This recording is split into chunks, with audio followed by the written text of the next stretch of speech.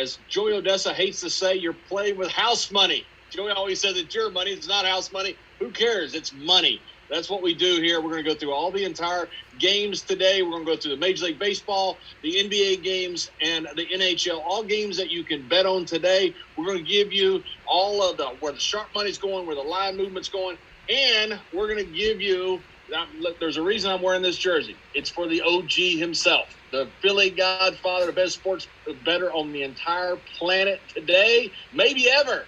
He's joining us with us. Steve Maltepes. How you doing, Steve? Real quick, Piggy wants me to give out this soccer game. It's the Europa League. Inter Milan's playing Sevilla, over 2.5 goals. I think it starts at 3 p.m., so if you can sneak it in there, or maybe you guys can bet it live, that's the way to play it. Last night, I wasn't the greatest handicapper in the world, John. I mean, we lost that Mets under 7.5 runs. We lost the Miami Marlins plus 1.5 runs. We lost the Rangers in extra innings. We lost the Detroit Tigers. The way we lost last night was kind of scary. I know we were on fire. We were winning right around 86% of our baseball games, so I think the gambling gods sent some goals out there to slow us down a little bit. The one thing was on the show you gave out the free picks were all winners. They're all winners. This is the premium pick. All free winners on the free show. A bunch of losers on the premium side, but the members ain't worried about it. We're still up so much money this year. We're still up over 147 positions on the year. So, it like you said, it's house money. One of the craziest losses I've seen last night was the Marlins. All you got to do is score one run, and you win both bets. You had plus 1.5 on the Marlins. You had the under 7.5. They scored 7 runs in the last 2.5 innings. The only way you lose both those bets is a walk-off 2-run home run. The only way. And they had a walk-off 2-run home run. That's what happens. It's gambling, not fortune-telling, man. That's what I tell people all the time. I'm not a fortune-teller. Well, I got the Kansas City Monarchs jersey on. That's for the original OG there. I'm a big fan of Satchel Paige, but I couldn't. Believe it or not, Satchel Paige jersey is sold out. Jackie Robinson's wasn't. Satchel Paige was a bit more of a legend in the Negro baseball leagues than, Jackie only played there in 1945 before he was first player to break the color barrier. Satchel was the one, number 25. You can't find it anywhere. So I got Jackie Robinson's number, which I'm not sorry about. I love Jackie Robinson. But got the Kansas City Monarchs original jersey, came in a few days. I'm excited because I got the OG, the Philly Godfather, the OG, the Kansas City Monarchs, ready to go. Yeah, that's fire, man. Let's go. All right, we'll start off with we're going to do baseball first, but we'll start off with basketball because that's the 3:30 game. As you just gave out, Inter Milan over 2.25 to 2.5. You can bet that live. We also got a game at 3:30 with basketball. It is game number 713, 714 in your sports books. First game was won by the Houston Rockets, 123 to 108. OKC is plus 2.5 is the dog here, plus 120 on the money line. Minus 140 for the Rockets on the money line. The over-under, at least at 10:30 this morning, that's when I got most of these odds, was 226. The OKC Thunder is plus 280 to win the series. The Rockets, despite being up 1-0, is minus 340 to win the series. In the first game, the Rockets shot 20 of 52 from beyond the arc. To give you an example of what that means, the average NBA team last year had 28 attempts beyond the arc of three-point land. That's been going up the last number of years. Rockets had 52 beyond the arc. Where you got the money going, Steve? Yeah, this line opened up with the Rockets only a 2-point favorite after that big victory last time out. And it basically hasn't moved at all in the market. Still 2. I see it at Pinnacle. I see it at a couple other shops. The total opened up at 227.5. There's been a 1.5-point adjustment. It's down to 226. Right now, about 60% of all the money, recreational money, the public is on the Houston Rockets on the money line. About 65% of them are taking them on the point spread. To me, this is one of those games where they're begging you to take Houston. The line's only 2. They beat up OKC last time out. There's definitely some sharp money on OKC. I haven't touched the game yet, but that's where the money's at. Are you waiting to touch the series as well? Because Westbrook hasn't played in the first game. He's not going to play today as well. And there doesn't seem to be anything to change. It looks like Houston could win this game as well. Or possibly OKC wins the game, which alters the series price. Is that something you might be waiting on? No, I don't want to touch it. I mean, James Harden is so good. One-on-one, he's so tough to cover. You watch him play. You watch him shoot. He's one of the best out there. And he took over the reins. I don't even think they need him. I think they can beat him without him. He's just He's one of those MVP type of guys, and when you have him on your team, he puts you on his back and he takes you all the way. Then we'll switch to baseball. We'll go through baseball, then NHL, and our big main event tonight is the Portland Trail Blazers versus the LA Lakers, which we will give you some bets on. But we start with the first game on your sports book. That is 9:07 and 9:08. That is a 6:10 p.m. first pitch. It is the New York Mets, 12-14 on the season, taking on the Marlins, 9-9 on the season. The Mets are putting Lugo on the mound. He's been the best reliever the last couple of years, 3 saves this year. This is his first start in a couple of years. The Mets are minus 171 on the money line.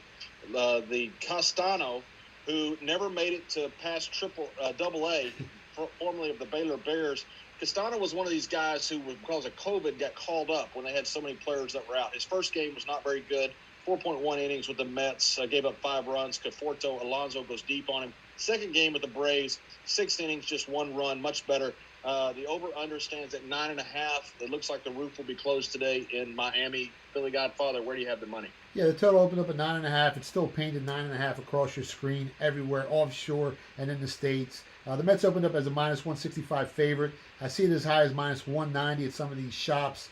Right now, the public's riding this Mets team. They've been betting them against the Marlins throughout this whole series. Right around 62% of all the money is on the Mets on the money line, and right around about 55% on the run line as well. There's really no sharp money that bet this game. If you want to be a little contrarian, you might look to bet the Marlins, but I mean, I can't do that. If anything, I would bet the Mets here again. I would lay that number. They just look like they're playing some good baseball right now. Yeah, and it could be a first five inning bet as well. It depends on what you believe about Lugo and Castano. And the Mets, as you mentioned, are going for the sweep right now, 3-0 down in Miami. The next game is number 909 and 910 on your sports betting, 7:35 p.m. tonight. The Boston Red Sox and the Baltimore Orioles. They're both having a lot of trouble. That's an understatement. Red Sox just ended a 9-game losing streak, beating Philadelphia last night 6-3 at home. The O's were swept by Toronto. They've lost 4 straight. Red Sox are 7-18 on the year. Baltimore Orioles are 12-12. Eovaldi goes to the mound for the Boston Red Sox. Red Sox are minus 130 on the money line. Wojciechowski, I believe is how you pronounce his name, right-hander, is plus 120 with the O's. And as far as the money line, the wind is blowing toward the left field foul pole at 5 miles per hour. It's 83 degrees. The over-under stands at 10. Philly Godfather, where is the money? Yeah, it seems like the public doesn't want nothing to do with this Boston Red Sox team, even though the line is moving in their favor. This line opened up with the Red Sox being a minus 125 favorite, and it's climbed up to as high as minus 140. There's some sharp money on the Red Sox here, even though the public is backing Baltimore. About 65% of all the money line tickets are on the Orioles, and right around 70% of all the run line tickets are on the Orioles as well. The total opened up at 10. It's down to 9.5. I still see a couple 10s out there. I like the Red Sox in this matchup. And when you talk about the totals and talk about the spreads, I got most of these at 10:30 in the morning. That's one of the reasons we do this, because that shows you where the money line is moving. That's why there might be a difference in what I say as far as the odds and what the Philly Godfather is quoting as of real time. Yeah, and they're always moving, John. They're always moving. So, like, you saw that Yankees line today opened up at 125. It went to as high as minus 150. Went back down to 135. So these lines are always constantly moving. There's always information entering the market. It's always fluctuating, so there's nothing we can do about that. When you're betting a game, do you get a price right away if you say I just like that price, you just bet it, or do you potentially sometimes for some reason just wait up until game time to make that bet to see where the odds are going? Well, it all depends if it's a public team. If it's a team I think is a public team and the public's going to back them, and I got some information I think that's not factored into the line, and I'm looking to bet the dog, well then I'll wait and try and get a better number later. But I mean, there's so many sharp groups out there. So right now it's a race to get the best of the number with so many different groups. There's the Russians, there's the Israelis, there's a bunch of groups in the United States, there's the Australians. There's so many people out there, especially how the market has grown so much, and there's you can get down more with different outs these days. So most of the times it's a race to get the best of the number, basically. Next game is number 911 and 912 in your sports book. It is a 7:05 p.m. start. The Cleveland Indians, 15-9 on the year, taking on the Pittsburgh Pirates at 4-16. Bieber is taking the mound for the Cleveland Indians. He is 4-0 this year with a 1.3 ERA. Interesting stat on Bieber. He has 54 KOs, strikeouts, in his first 5 games. That's the third most since 1906. Taking on the Pittsburgh Pirates, as I said, at 4-16. Williams, a right-hander, going to the mound. The Pirates are the dog here at plus 220. Indians are the favorite at minus 240. Wind is blowing out. It's negligible, 3 miles an hour directly into center field, 87 degrees. Interesting stat, Williams has only one last start against the Indians, July 23rd, 2018, 7 scoreless innings. Where's the money going, Philly Godfather? It opened up with Cleveland being a big favorite, minus 220. I see it as high as minus 260. It's probably going to keep growing. You could see this game get closer to 300 by the first pitch. Betting public wants nothing to do with Pittsburgh. Less than 15% of the public is on Pittsburgh. 85% of all the action is on the Indians here. About 75% of all the action is on the run line. They're betting, the public's betting it that way. The total opened up at 7.5, juiced towards the under. And now I see it's 7.5, actually juiced towards the over at minus 120. So the public wants nothing to do with this Pittsburgh team. There's no sharp money that bet this game. If you want to be a contrarian and look to bet Pittsburgh, I wish you the best of luck, but that Beaver's pretty tough, man. It's pretty tough. Yeah, I'm not sure the line's enough here. I mean, this is probably going to be a parlay bet for a lot of public betting, right? Yeah, they're going to tie it in. You got Bieber, in. who's hot as he can be. Cleveland, who's won 5 straight games. It just seems like there's no slam dunks, but minus 240 might be too low. Never know with baseball. They're all professional athletes. I mean, he's so good. That line, to me, when I saw that line, I thought it was a little short at 220 when it opened up. I made the game 270, 275, so don't be surprised if it gets there. Next game is number 913. It is the LA Dodgers with the best record in baseball, 18-8. They did drop a game last night to Seattle, who is the exact opposite, 8-18. Kershaw is on the mound for the Giants. The 3-time NL Cy Young winner. Had only one hit last Friday. That was the Los Angeles Angels. That was a solo home run by Rendon. Kershaw is 2.65 ERA on the year. LA Dodgers are minus 265. Couldn't figure out if the roof was going to be closed. I tried. Playing in Seattle. Looks like it will be. Wind is blowing out at 8 miles an hour directly into center field, 83 degrees. Seattle is the dog here at plus 245. The over-under stands at 8.5. Philly Godfather. Well, I'll tell you what we guys do when we're looking to bet a total. We just call the stadium up and ask them. We tell them we'll come to the game tonight. Is the stadium going? And they tell you right over the phone. So that's the easiest way to do it. This line opened up with the Dodgers being a minus 240 favorite, and it's actually up to minus 300. And you can't blame the public. 80% of the betting, the action is on the Dodgers here when it comes to the money line. When it comes to the run line, it's right around 85%. It's probably going to end up about 90% of the people are going to be betting the Dodgers on the run line. The total opened up at 9.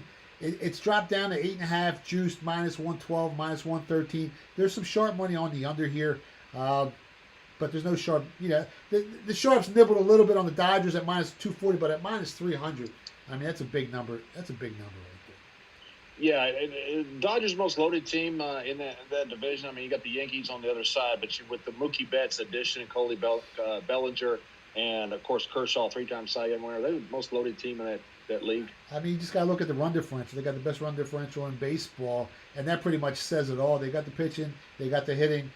Who's going to beat them in the NL? I mean, are the Cubs that good? They're starting to look a little vulnerable. The Cardinals had that whole COVID mess. They're starting to play some pretty good baseball. I think it's wide open for them this year just to run through the whole NL and end up in the World Series. Next game is number 915 and 916 is the Milwaukee Brewers, who are 11-11 on the year, playing against the Twins, who are 16-9. Woodruff has taken the mound for the Brewers, a right-hander. It's almost evenly split. You got minus 103 to take the Brewers. Remember, this was 10:30 in the morning when I checked these odds. Against the Twins at minus 107. Berrios, the pitcher for the Twins, has back-to-back losses to KC. He's a former 2-time All-Star, having some issues on the mound. Although the pitching coach has vouched for him, as pitching coaches would do. The wind is blowing toward the left field foul pole at 9 miles per hour, 85 degrees, 60% humidity. The over-under stands at 9. Philly Godfather. Yeah, the pitching coach vouched for him, but the wise guys don't believe him. This line opened up at minus 140 last night, and it's dropped down to basically even money, 105 minus take back 102, 105 both ways. There's some real sharp money on Milwaukee. I bet it last night. It was one of those overnight bets that we bet last night. We took Milwaukee here. The betting public's also on Milwaukee on the money line. Right around 65% of the betting public took the Brewers on the money line. They also took them. They're actually taking Minnesota on the run line. I'm looking at the number right here. 75% of the action so far on the run line has been on Minnesota. So a little bit of a split there. The total, like I said, went from 8.5 up to 9. They're expecting some runs here. They're expecting to hit Barrios. There's some real sharp money on Milwaukee. You know, it's been interesting since Maeda went 8 innings, the pitcher for the Twins, no-hit ball. He had 3 runs scored, then he had 10 runs scored, 3 runs scored in the 9th inning, 10 runs scored the next game. They've scored 13 runs, the Brewers have, in the last 10 innings. So something has gone amiss with the Minnesota Twins, who got great bats. They're just giving up a ton of runs themselves. Yeah, and Milwaukee's starting to hit the ball. I mean, an object in motion stays in motion, and once some of these offenses get going, they started off a little slow, and now I think they're back to 500, and they're going to be there at the end of the year contending with the Cubs, and the Reds are going to be up there as well. Next game is 8:10 p.m. It's 9:17 and 9:18 in your sports book. It is my Texas Rangers, who gave up a walk-off grand slam last night. It's unbelievable. Actually pitched around Fernando Tatis Jr., which is unheard of, or would have been unheard of last year, 21-year-old shortstop, to get to Manny Machado, who hits a grand slam. Texas Rangers are 10-13. San Diego Padres are 14-12. Gibson takes the mound for the Rangers. Right-hander Lamet, who has a pretty good ERA this year, 1.59. Interesting stat here.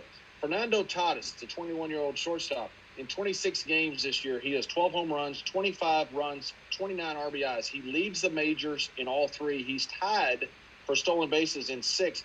No person in the history of Major League Baseball has ended the season leading all 4 categories. And the only people that have done it, 3 of the 4, have been Hank Aaron, 1963, Willie Mays, 1955, and George Sisler, the old St. Louis Brown, in 1920, all in the Hall of Fame. This, before we get into the game, this Fernando Tatis Jr., he's a real deal, huh? Yeah, some great company to be mentioned and with. And I guess Manny Machado's chopped liver nowadays. He got all that money and they're pitching around. It's nuts. This Padres team can hit. They're a little dangerously nibbled on them. I think it was 50-1 before the season started.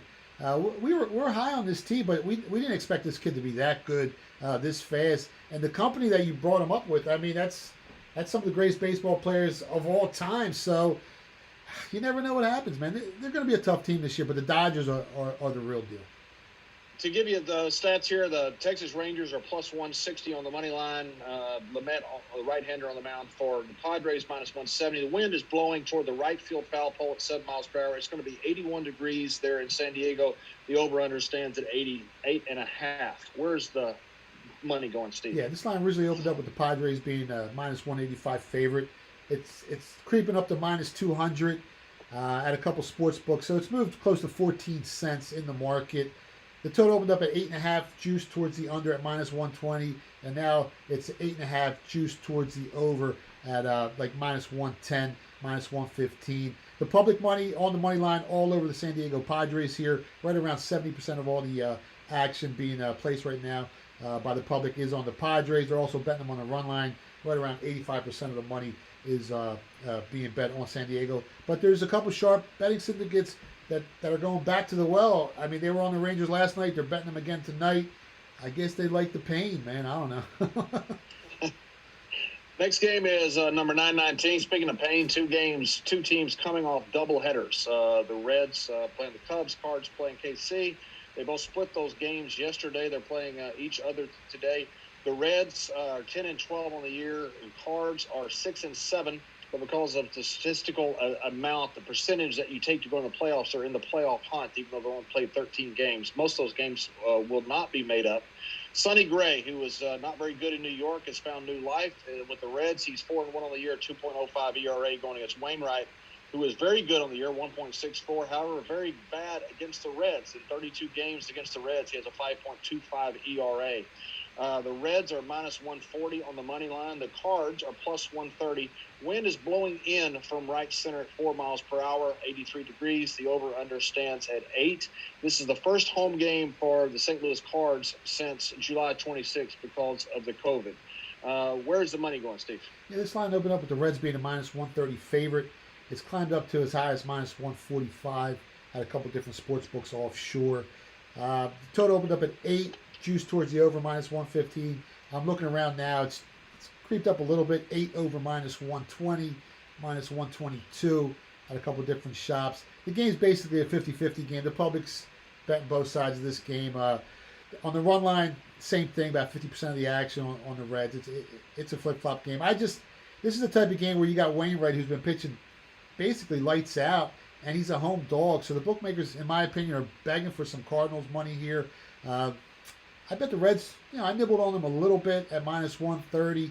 I think that's the right side of the game. Yadier Molina, the all-star catcher for the Cards, might or might not play tonight. As of this morning, it was still doubtful. Next game is 9:21 and 9:22 in your sports book. It's 9:40 p.m. game Eastern time. Of course, that'll be 6:40 in the Bay Area of Oakland, where the home team is. The Diamondbacks versus the A's. The Diamondbacks are 13 and 12. The Diamondbacks were on a 6-game win streak. Lose last night to the A's. Diamondbacks put the Young on the mound, left-hander. They're plus 135, the dog here. The A's put Manaea on the mound. They're minus 145, the favorite. Manaea, interesting stat. He's 0-2 with a 7.65 ERA. But get this, he's only made it to the fifth inning one time. This year, he is from the first to the third inning, he's a 3.07 ERA. From the fourth to the fifth inning, he's a 21.98 ERA. So doubt he will go deep unless something happens. Speaking of going deep, the wind is blowing directly into center field at 9 miles per hour. 74 degrees will be the game time temperature. The over-under stands at 9. Philly Godfather. Yeah, this line's moved 15 cents already from the original opener at 150. It's up to 165 actually right now. I'm looking at a couple different spots. Public's all over Oakland here. Wise guys are all over Oakland on the money line. Public's also betting them on the run line. About 70% of the run line tickets are on Oakland. The total, 9. It's basically the same. It really hasn't moved much in the market. Not much activity. Not a lot of influx of money on the total here. But there is some sharp money on Oakland, and the public's on Oakland as well. So the sharp money is obviously not bothered by the Manaea stats. I mean, it's a small sample size, admittedly. Well, their bullpen is so good. The A's bullpen is so good that they're expecting him to, to have maybe a bad third or fourth inning, and then they come in and they just shut things down. And this team can hit. It's one of those teams that's really, really dangerous. And once they start fixing their pitching rotation, the problems they have with their starters, this is going to be a real dangerous team. Next game is 9:23 and 9:24 in the sports book. It is two teams that are having trouble this year. The LA Angels 8-17 against San Francisco Giants, who are 10-16. Slater is due back for the Giants. Had an right elbow problem. Suarez hits the mound for the Angels. Left-hander, they are the dog at plus 102. Gussman hits the mound for the Giants. Right-hander, they're minus 112. The favorite. The wind is blowing out into left field at 10 miles per hour. 69 degrees will be the temperature. Interesting stout. Trout is 7 for 17, and Rendon is 7 for 21 against Gausman. The over-under stands at 9. Philly Godfather, where do you have the money? Yeah, this line opened up with the Angels being a minus 130 favorite, and now it's actually flip-flopped. The Giants are at minus 120. The total stays the same. It opened up at 9. It's still paying the 9 across your screen, across the board. 60% of the moneyline tickets as of right now are on the Giants. Right around 53% of the tickets on the run line are on the Giants as well. Sharp money took the Angels here. I haven't bet it yet. It's a late game. I think it starts at 9:45. I'm probably going to be leaning that way, especially with the plus money on. I think the Angels got an advantage tonight. They hit this guy pretty well, so you're getting plus money on a team that hits an opposing pitcher pretty well. You're going to have to take it every time. What do the Angels have to do? You got Mike Trout, he might be the best player in the game. Rendon, who's an incredible player as well, an all-star. But they're not winning. I mean, what do you have to do if you're the Angels? You paid a fortune for these guys. I mean, it's such a short season. I think the trade deadline's almost up. The first of September. But who's going to be training baseball players in a year when nobody's making money? When there's no scouts watching these kids. No one really knows how good they are. They need pitching, and they're in a tough division. I mean, let's be honest. That division ain't easy. They got the bats, but like we talked about before, the best hitter in baseball at the end of the year is maybe worth 6.5 wins. It's all about pitching, man. And they just don't have it, John. Next game that you can bet is the last game of the day. You can bet on the sportsbook, game 9:27. It is game 2 of the doubleheader with the Philadelphia Phillies and the Blue Jays. Velasquez, right-hander, takes the mound for the Philadelphia Phillies. He is minus 105. It's actually evenly split, at least what I saw earlier, minus 105, minus 105 for both teams. Blue Jays have Thornton, a right-hander, on the mound. The wind is blowing toward third base at 11 miles per hour. The over-under stands at 8.5. Philly Godfather. Yeah, this game opened up with Toronto being a slight 125 favorite. Now it's flopped over. The Phillies are the favorite now, anywhere from minus 110 to minus 115. Bet basically, I mean, no one's really getting down. The handle's small, but as of right now, it's a 50-50 split on the run line and on the money line. The total opened up at 9, under minus 117. It's dropped a half a run, so there's some sharp money pushing that line down a half a run to 8.5. I'm not betting this game. There's probably going to be some sharp money on Toronto because, I mean, the wise guys ain't too high on Velasquez, but I'm not touching this game. When you go run line on these games, you rarely ever see. I see you go plus 1.5 sometimes. I don't see you go minus 1.5 many times. Is there a reason that you don't like the minus 1.5 run line? No, I mean every once other in than a the while, obvious fact. Every once in a while, we'll lay the run line. To me, it's all about the pitching. If I think I can get an advantage where a team, maybe offensively, they're not as strong, and I'm looking to bet the dog, and you got a good pitcher on the mound, and I'm looking to take the plus 1.5. Yeah, but we do lay the run line from time to time. It's just in a season like this when anything can happen, these heavy favorites, I mean, you're still laying a lot of juice. You got say a game comes out, it's minus 300. Now you're still laying a heavy price, even though you're laying 1.5 runs. And it's just as of right now, we were looking at the dogs, but later on in the season, we might be laying the run line a little bit more. That does it for Major League Baseball. We'll now move to the NHL and go to game 3 and 4 on your sports betting screen. That's the late game tonight, but it's the first game on your sports book. It's a 10:35 p.m. Eastern time game. It is Dallas Stars. The Stars at night are deep and bright, deep in the heart of Texas. Stars are 3-2 right now in the series. It's been a very even series. You had game totals of 3-2, 4-5, 0-2, 5-4, and 2-1 as far as the scores. Only one game out of the first 5 have been decided by 2 pucks. Stars are the favorite here at minus 125. Calgary Flames are plus 105. Puck total stands at 5. And the series win is Dallas the favorite at minus 440. And the Calgary Flames at plus 350. Where do you have the money? Yeah, this line opened up with Dallas being a 130 favorite. And we've seen a 5 cents drop off in the market. It's actually going down. I see that 120 at a couple different shops. So anywhere from 5 to 10 cents it's dropped in the market. There's some sharp money on Dallas, though, even though the line's dropping on there. The public, this game's being bet 50-50 on the money line. The puck line opened up at 5. It's still basically 5 everywhere. It's getting juiced a little bit towards the over, but there's definitely some sharp money on Dallas. And there were some sharp futures that were bet on Dallas as well from a couple different sharp betting syndicates. Next game is number 5 and 6 in your sports book. It is the 8:05 p.m. game. The New York Islanders, they are 3-1 right now. The Washington Caps. The New York Islanders scored 2 goals in the first 10 minutes, and then end up losing what would have been the clinching game 3-2 in their last game. That gave Washington Caps their only victory. New York Islanders is pretty evenly split, at least what I saw earlier. It's minus 105. Washington Caps are minus 115. The puck total stands at 5. However, New York Islanders are minus 1,000 to win the series, and the Caps are plus 650 to win the series. Philly Godfather. That sounds like a little bit of value. I mean, the original series price had the Islanders at plus $1.25, and now they're such a huge favorite. Public's all over the Islanders tonight. Close to 70% of the tickets so far that have been punched are on New York. Line opened up with Washington as a favorite. Now New York's a slight favorite at minus 105, minus 110. There's some real sharp money on Washington here.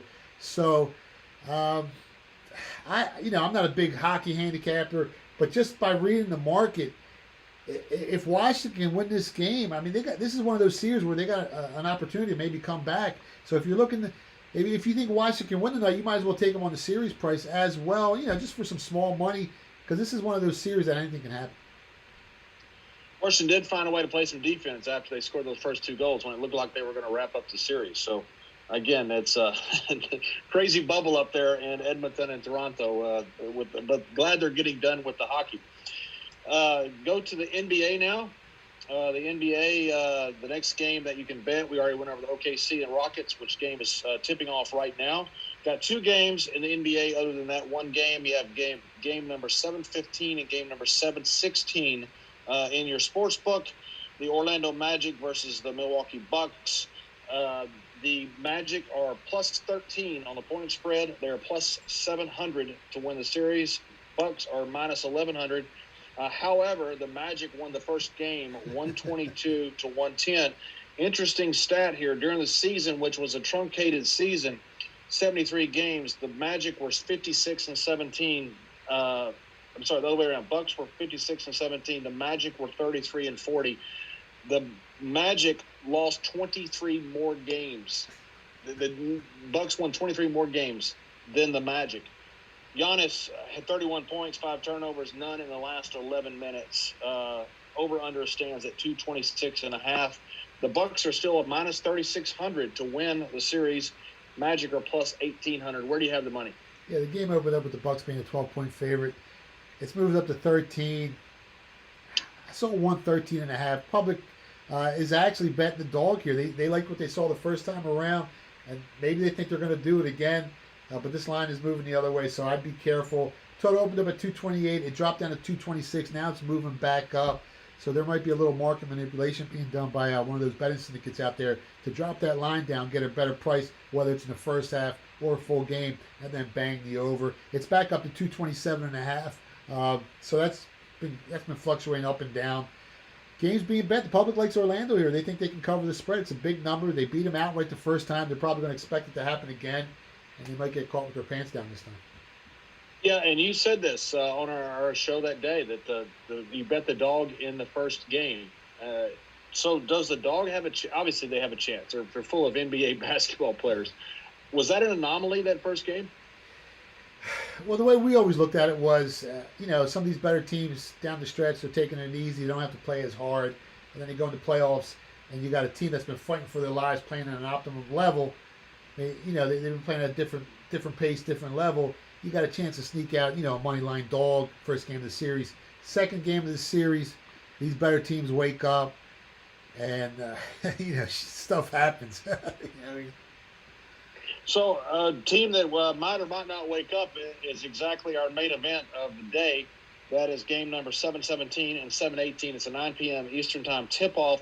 It is the Portland Trail Blazers who are getting 6.5 points taking on the LA Lakers. Portland won the first game 100-93. It is plus 235 on the money line to bet Portland, minus 275 to bet the LA Lakers. The point total, at least this morning, was 228.5. Portland is plus 220 to win the series. LA Lakers, despite being down 1-0, are minus 260 to win the series. LeBron couldn't have done much more. He was 23, 17, and 16, 23 points, 17 boards, 16 assists. In that first game, Dame Lillard scored 34 points. Rondo has been cleared. Not sure if he's going to play tonight. Where's the money going? I mean, LeBron had a triple-double, but he looked like an old triple-double to me. He looked a little slower. He looked a little off his game. This line originally opened up with the Lakers being a 4.5-point favorite. It's up to 6.5. There's definitely some money moving that line. The public's all over the Lakers here. They don't think the Trailblazers can do it again. About 65% of the betting tickets right now are on Los Angeles, so they're backing LeBron. There's a lot of LeBron fans out there. But we talked about this before. These gyms, whether it's the depth perception or whatever it is, it's got an advantage for the teams that shoot a lot better. Teams like Portland, teams like Dallas, you see them shooting lights out, and you see these totals going way over the total. A team like the Lakers, who don't shoot as well, you see them. I mean, this could be a tough spot for them. LeBron's going to have to be the old LeBron and go into this game and really take over. Even if the triple-double wasn't enough last game, they're going to need a lot more out of him, and they're going to have to shut down Dame, which so far has been pretty much impossible. Yeah, I don't know how you get more out of LeBron when you have 23, 17, and 16. That's great numbers, but it's not enough. It's not enough. Interesting thing you said. You said this looked like an old LeBron that's scoring this, not just a LeBron that's dominating the game like he had done several years ago. And maybe we're jumping to conclusion here, but that's an interesting point. Did LeBron do that because he's the only thing the Lakers had, or did he do it because he's the best player in the world? I think that's all they have. I mean, they got Davis, but that Portland team, I think their offense is their defense. They're running at such a high pace, and they're shooting so many threes, and it changes the whole dynamic of the game or any game plan you had going into the game if they start hitting all those threes. And like I said, I know LeBron, his numbers look great, but to me, he didn't look like the same LeBron. So would you take Portland here at plus 6.5? It's the main event, so I got to ask you. I got to dig a little deep and see if you would lean one way. Would you lean the other? If you'd lean one way or the other? If the game goes to 7, I'm definitely taking Portland. Put it that way. You'd take Portland in a Plus series 7. in a game 7. No, plus 7. If the game goes to 7, it's up to 6.5 right now. It opened up 4.5. Gotcha. Anytime it moves 2.5 points, that's a big move, especially with a team that can shoot lights out. 7 points is a key number. 3, 5, and 7 in basketball. If it gets to 7, I'll take Portland plus the 7 points.